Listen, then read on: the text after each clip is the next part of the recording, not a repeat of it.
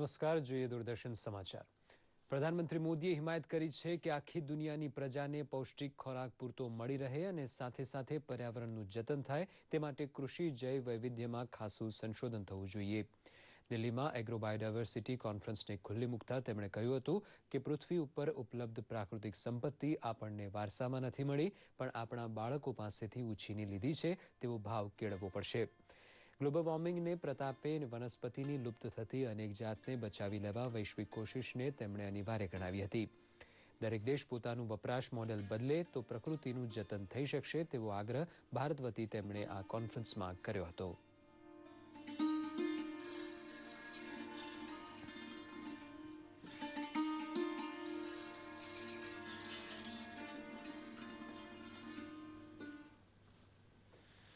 ઉત્તર પ્રદેશમાં ઝાંસી ખાતે ભાજપની પરિવર્તન રેલીને સંબોધન કરતા રાષ્ટ્રીય પ્રમુખ અમિત શાહે કહ્યું હતું કે ઉત્તર પ્રદેશને ખરેખર જો ઉત્તમ પ્રદેશ બનાવવો હોય તો ભાજપને સરકાર રચવાની તક આપો।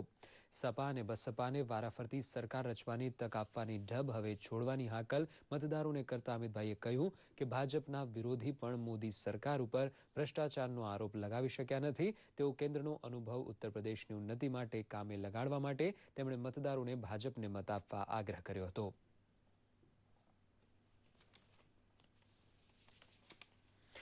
આણંદમાં આવેલી અમૂલ ડેરીએ પશુપાલકો પાસેથી દૂધ ખરીદવાના ભાવમાં પ્રતિ કિલો ફેટમાં ₹10નો વધારો કરતા પશુપાલક પરિવારને દિવાળી ભેટ મળ્યાની ખુશી થઈ છે।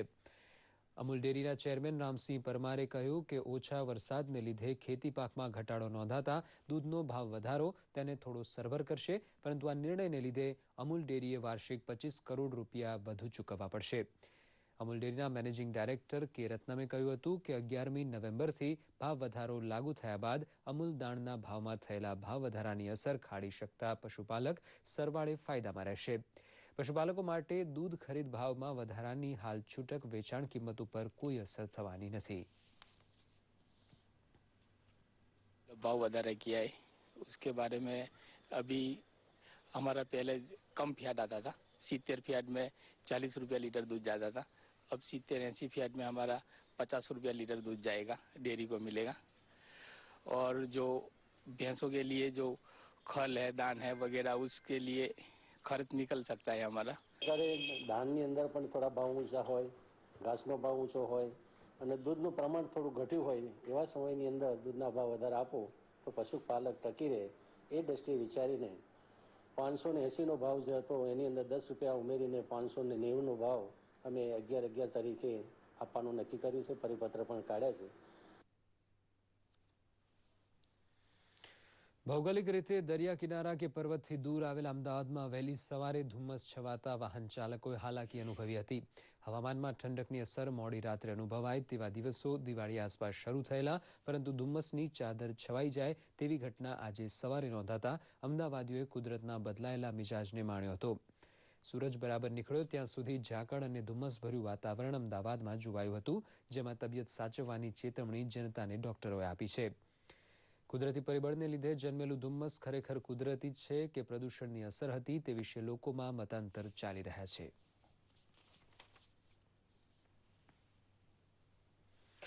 અમરેલી જિલ્લાના ચિતલ ગામે પારદર્શી પ્રશાસન સંદર્ભે લોકોના સરકારી યોજનાઓના લાભ અને સહાયતા અંગેના વ્યક્તિગત પ્રશ્નોના સ્થળ પર તત્કાળ નિકાલ માટે સેવા સેતુ કાર્યક્રમ યોજાયો હતો। ગ્રામવાસીઓને ઘરઆંગણે આધાર કાર્ડ, મતદાર યાદી સહિતની સુવિધાઓ મળી રહે તે માટે 12 ગામોના ક્લસ્ટરનો સમાવેશ કરાયો હતો। આ કાર્યક્રમમાં પ્રભારી સચિવ ડીપી જોશીએ કાર્યક્રમને ખુલ્લો મૂકીને લાભાર્થીઓને ચેક વિતરણ તેમજ આરોગ્ય કીટનું પણ વિતરણ કર્યું હતું, તેમજ શૌચાલયોનું જાતે નિરીક્ષણ કરીને નવા શૌચાલયોનું ખાતમુહૂર્ત પણ કર્યું હતું। આ પ્રસંગે તેમણે ગ્રામજનોને વધુમાં વધુ લાભ લેવા અનુરોધ પણ કર્યો હતો।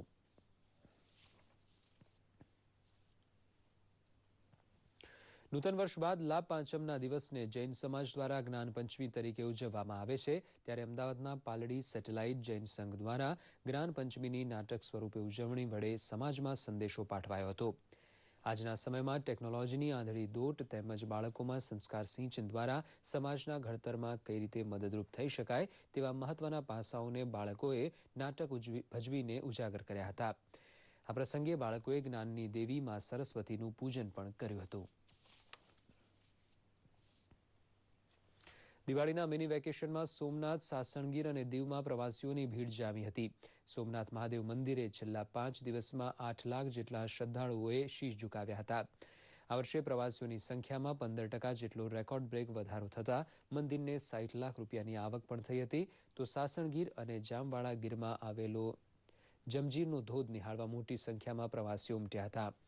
કોઈ અનિચ્છનીય ઘટના ન બને તે માટે તંત્ર દ્વારા બંદોબસ્ત ગોઠવવાની સાથે ધોધ નજીક નહીં જવા માટેના બેનર પણ લગાવાયા હતા.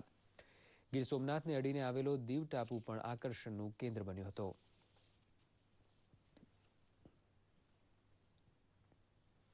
શાળાએ જવા માટે બાળકોએ નદી પસાર કરવી પડતી હોય તેવા 3 અલગ અલગ ગામડે પુલ બાંધવાની રજૂઆતને નાયબ મુખ્યમંત્રી નીતિનભાઈ પટેલે ધ્યાન ઉપર લીધી છે. ભાજપ મીડિયા કમિટીના સભ્ય જયંતિલાલ પરમારે મોડાસા નજીક મોદરસુંબા ગામે પસાર થતી માજુમ નદી તથા ઉના નજીક ગુંદાળા ગામે હાથવો નદી ઉપર પુલ બાંધી છોકરાઓને બાજુના ગામ શાળાએ જવાનું સરળ બનાવવા રજૂઆત કરી હતી. ઉપરાંત બનાસકાંઠાના અમીરગઢ નજીક આવેલા ઈસવાડી, સોનવાડી અને ગણેશપુરા ગામો નજીક વહેતી બનાસ નદી ઉપર પુલ બાંધવાની પણ રજૂઆતને ધ્યાનમાં લેવા જયંતિલાલ પરમારને ખાતરી આપવામાં આવી છે.